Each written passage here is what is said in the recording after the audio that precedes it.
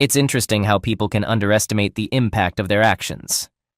My name is Ryan, and the best way to describe me is as someone who loves and is generally polite, always striving to give his wife everything she desires. It took me 2 marriages to realize that being reserved and giving your all to the person you love can lead to contempt and disrespect. I won't let that happen again. These entitled women believe they can do something secretly without their partners finding out, thinking that as long as they're not caught, everything's fine. They try to hide their guilt in various ways until they eventually get caught. Then they suddenly feel remorse and explain that they didn't want their spouse to find out and get hurt. Do they even hear themselves talking? What should we think when they claim they never intended for us to discover their actions? It's like they're admitting they did something behind our backs and are only sorry they got caught. That's quite an insult. I'm convinced these women can't grasp normal thinking. Sandy and I met after we both ended dysfunctional relationships. She had spent 3 years with her boyfriend, Billy, who left her for a younger, more attractive girl. Sandy was left heartbroken and with low self-esteem because the man she loved dumped her. She never really got over Billy, and that always bothered me to some extent. I'm Ryan, and I'm 6 years older than Sandy. I was married for 5 years to an incredibly attractive, seductive woman who made my world spin. I was deeply in love with her and expected to spend my life with my ex-wife, Charlotte. However, she had affairs behind my back during a time when I was completely infatuated with her. It took me a year to discover her infidelity, and it hurt me deeply. I left her and swore I'd never allow it to happen again. Afterward, I realized that trust would be an issue for me in any new relationship. Sandy and I were aware of each other's past baggage. I helped Sandy overcome her self-esteem issues as she worked hard to improve her body and appearance. She devoted her free time to shopping for new clothes, spending hours at the beauty salon, and playing tennis. With my support, she transformed into a confident, attractive woman. In return, Sandy, knowing my history, helped me overcome my confidence issues. She always reassured me that I was her one and only love and how fortunate she felt to have found me. Every day, she expressed her love for me and ensured all my desires were fulfilled. Our life was still vibrant, and we were at least 4 times a week. We continued to share kisses and cuddles on the couch, and our love for each other remained strong. We even began discussing the possibility of having children. We truly felt like soulmates. Life seemed great, or at least that's what I believed. A week after celebrating our 6th anniversary, my life took an unexpected turn. I spotted my wife wearing a dress I hadn't seen before, and she looked stunning, which was unusual for a typical late weekday morning. To clarify, I wasn't secretly watching my wife, but we have a home video surveillance system that I occasionally check when I'm feeling bored at work. I find solace in watching our dog Brandy, my little dachshund, especially after enduring my stressful job as a bond broker. However, on that particular morning, when I saw the live video feed, I grew curious. There she was, the love of my life, dressed in a very short, alluring red dress and extremely high heels. Her hair was perfectly done, and her makeup looked flawless. It had been years since I'd seen her look this attractive, and it made me feel uneasy and anxious.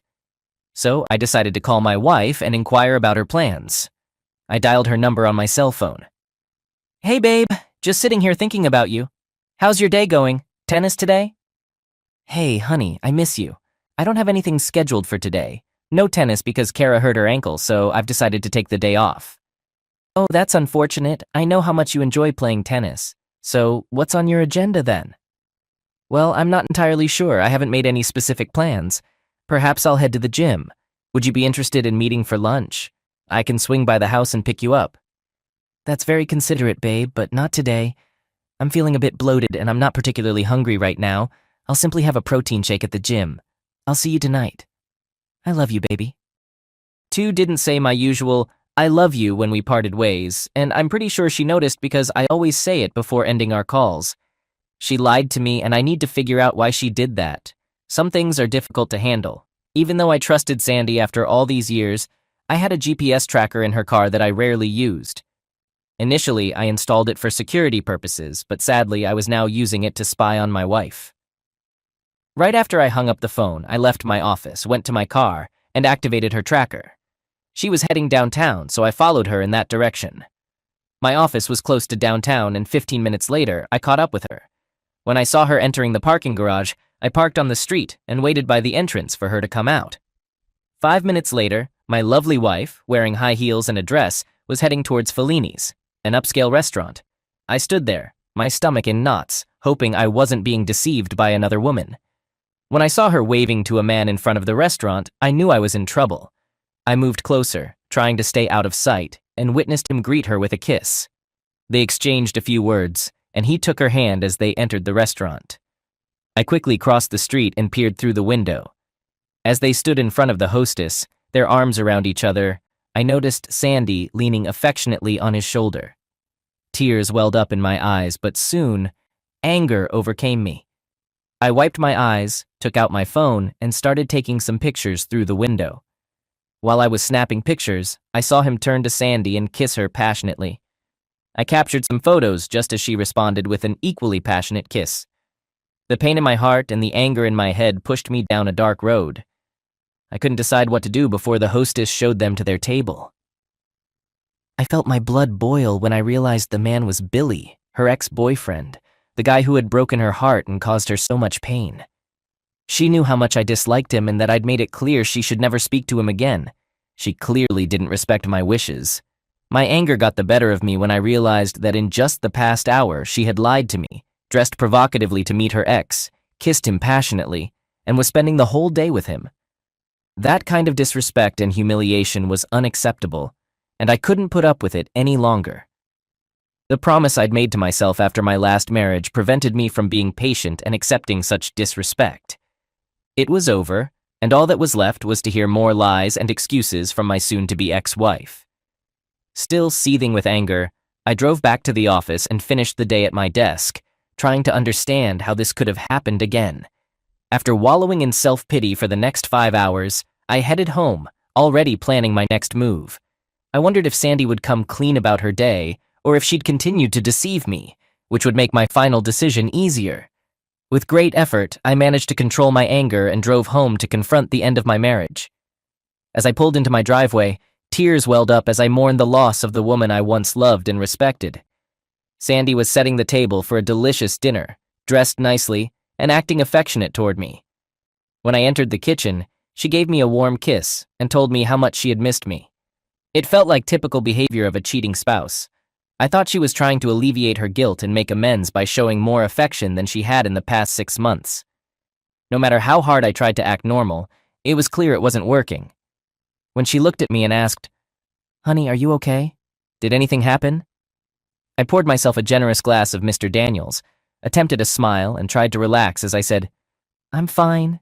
It's just been a busy day. Let me freshen up for dinner and I'll be down in a bit." In the bedroom, I changed and sat on the bed, sipping my drink and allowing it to calm my nerves. After regaining composure, I went back down to the kitchen and found my beautiful wife in high spirits, with dinner laid out on the table. She seemed content with the day she'd spent with her boyfriend. We sat together, and I initiated a conversation. "This is a lovely dinner, Sandy, and you look stunning today. Thank you." "I love you, honey, and I love cooking for you," she replied with a satisfied smile. We sat in an uncomfortable silence for a few minutes. While eating, I noticed Sandy glancing at me, curious about what was bothering me. Did she feel guilty? Would she finally tell me the truth about her day? I was about to find out in the next few minutes. "So, tell me about your day and what you did," I asked, trying to keep my tone non-threatening.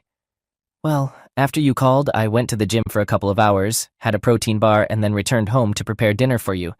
It was a pretty uneventful day," she said in response. Seeing my expression and the tears in my eyes, she quickly shifted her gaze down to her plate. In a hushed tone, I asked, "So, Sandy, how do you think we should handle this situation? Should we consult lawyers first, or would you like to try counseling? What are you referring to, dear?" "I'm talking about divorce, obviously," I replied. "Quit playing dumb. What are you talking about?" "I mean the end of our marriage. Divorce, separation, figuring out how to go through with it while still remaining friends." "I don't get it. Why do you want a divorce?" "Seriously? I'll give you a few minutes to ponder that question before I respond." Suddenly, she appeared anxious. Her hands fidgeted with her glass and she avoided making eye contact with me. Several minutes passed in silence. "Were you trailing me tonight?" No, I fibbed, although I knew it didn't really matter. But for some reason, I didn't want her to know. Why are you asking if I followed you? Is there something I should be aware of? I could tell she was still bewildered and didn't know what to say. Typical of cheaters, denying everything. As expected, she asserted that nothing was going on and that she didn't understand what was happening. Why are you bringing up divorce while wearing that sad expression? I stared into her eyes for a while, hoping she'd be honest with me. After a prolonged silence, I said, "Well, let me show you what's been bothering me, Sandy."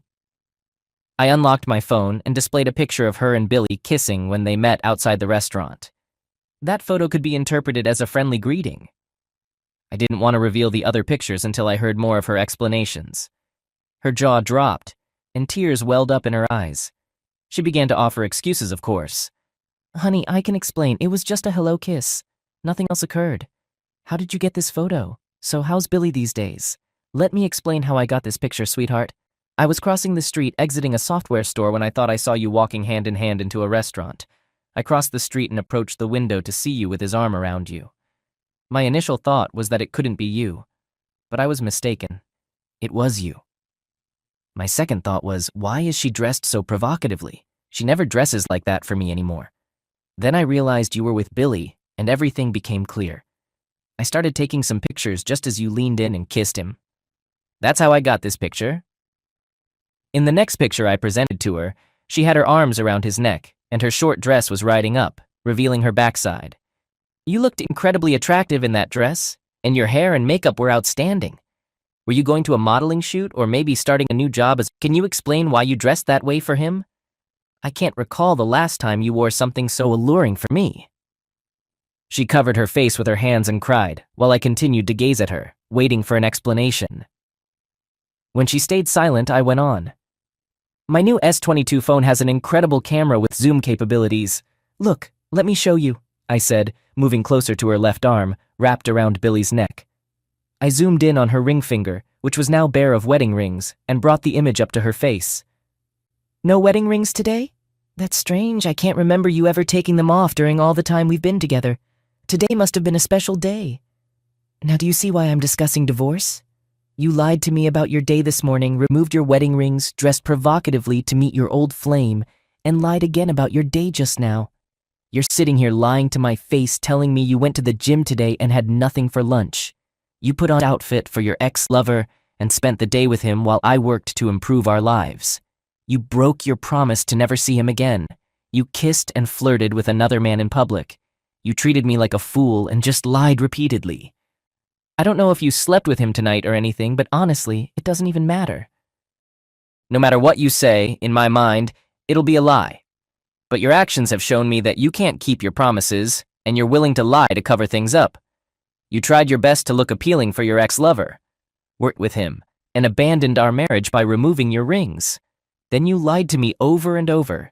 It seems to me that's a valid reason for divorce, and I think you know it." Sandy was deeply shaken. She hadn't truly considered the consequences until now. The way Ryan articulated it made her feel like she had been unfaithful, which had never crossed her mind before. Up until this moment, she had regarded it as harmless teasing and flirting, nothing serious. But for the first time since Billy had approached her, she realized that it had evolved into an emotional connection and could easily be seen as cheating on her husband, if not physically, at least emotionally. She continued to cry and realized that if the roles were reversed, she would react the same way. "What have I done?" she muttered to herself. Her heart ached, and she felt sick to her stomach due to the pain she had caused her husband. She had to get through to Ryan and save their marriage. "Ryan, you have to trust me. Nothing happened. We parted ways after dinner, but you have to believe me. Nothing happened. It was just lunch," she said, sobbing and searching for a way out. "I understand now how it looks. And if the situation were reversed, I'd feel exactly the way you do now. I'm so sorry. Can you please try to forgive my foolishness? It's more than just foolishness. Since you did this with your ex-lover, the one person you vowed to avoid, can you explain why you dressed like that for him without your wedding rings? Can you explain why you held hands and kissed him? Can you explain why you lied repeatedly to my face? Tell me, darling, does our marriage mean nothing to you?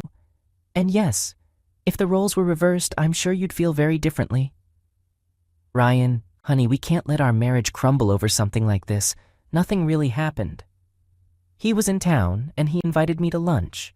I know I shouldn't have gone, and I'm aware of your jealousy, but we had a long history together.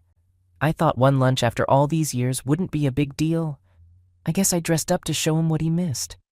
When he left, I kind of wanted to tell him right to his face what he lost, and how happy I was without him. Remembering how he had left me back then still hurt, and I wanted a bit of payback. Yes, I kissed him, but it wasn't a romantic kiss. More like two friends meeting or parting ways. You have to believe me, I want nothing to do with him. Please, baby, let's work this out. I'll do whatever you want. Really, that doesn't mean anything. You'll do anything I ask. Hearing that she had a chance to save the marriage, she smiled, eager to hear what she needed to do, and said, Yes, of course. I'll do whatever you want me to do, baby. All right, Sandy. I'll give you one chance, and just one chance. I have one request. Let me see your cell phone. Why? She looked at me with a puzzled expression. Well, Sandy, if it doesn't mean anything, then show me your cell phone. I want to see if there are any text messages between you two and what you've been saying to each other. No, you don't need to see that, she said, her gaze falling to the floor. She understood that if I read those messages, it would cause me pain and reveal things she'd rather keep hidden. That's exactly what I had in mind. So let's revisit my initial question. How should we handle this? Tears welled up in her eyes as she pleaded for forgiveness, promising never to repeat her actions. It dredged up painful memories of my first marriage. I couldn't believe I was reliving that nightmare. This time, I wasn't going to accept all the lies and let things continue. Wait, please, just wait. Ryan, if I give you the phone, will you promise to give me another chance? You have to know that I love you and I've never cheated on you before. I might have gotten caught up in a foolish online relationship and yes, with my ex-lover, but I was acting foolishly, like a teenage girl. The flirting and compliments were flattering and it boosted my ego. I know how childish that sounds. If I hand you the phone, can you promise to give me another chance? I can't do that, Sandy. But I promise you, if you don't give me the phone, our relationship is over. My next step will be to call Mark Wilson, the attorney I've already spoken to, and have him prepare the divorce papers this week. Can we work on this? I want to be as transparent and open as you are. My issue is that I never want to hurt anyone and will avoid it if possible. Now I see that not being honest is actually worse. Well, honesty and transparency were the only things that could have salvaged this marriage. But you weren't forthright and candid until you had no other choice. The fact that you refused to let me read your text messages until you realized you had no alternative sealed your fate. Tears streamed down her face as she sat there, fully aware of how those messages exposed her dishonesty and lack of trust. She knew I wouldn't accept it, and eventually realized that her emotional relationship with another man was just as damaging as a physical affair. She vowed never to make such a mistake again. Sadly, our once happy marriage came to an end. We signed the divorce papers, and 3 months later, we were officially divorced. We sold the house, divided our assets, and parted as friends. No reconciliation, no vendettas or bitterness. All that remained were the smoldering ruins of a once happy marriage, destroyed by deceit, lies, and a loss of trust. I continued to date, but after being burned twice, marriage was not in my future. Sandy and Billy got together, and 2 months later, Sandy became pregnant. Billy abandoned Sandy as soon as he learned about the pregnancy, instructing her to handle it because he wasn't ready for children. The next day, Billy vanished, leaving Sandy holding the baby. According to her sister Debbie, Sandy was a mere shadow of her former self. Her self-esteem had once again been shattered. Sandy remained in a perpetual state of depression, especially when she lost her baby due to a violent fall down a long flight of stairs in her apartment. Her life had gone from paradise to sheer hell, all because of her vanity and selfishness. She simply couldn't forgive herself for ruining our once happy marriage and losing my love and respect. Trust, loyalty, and respect. You violate one and you lose them all.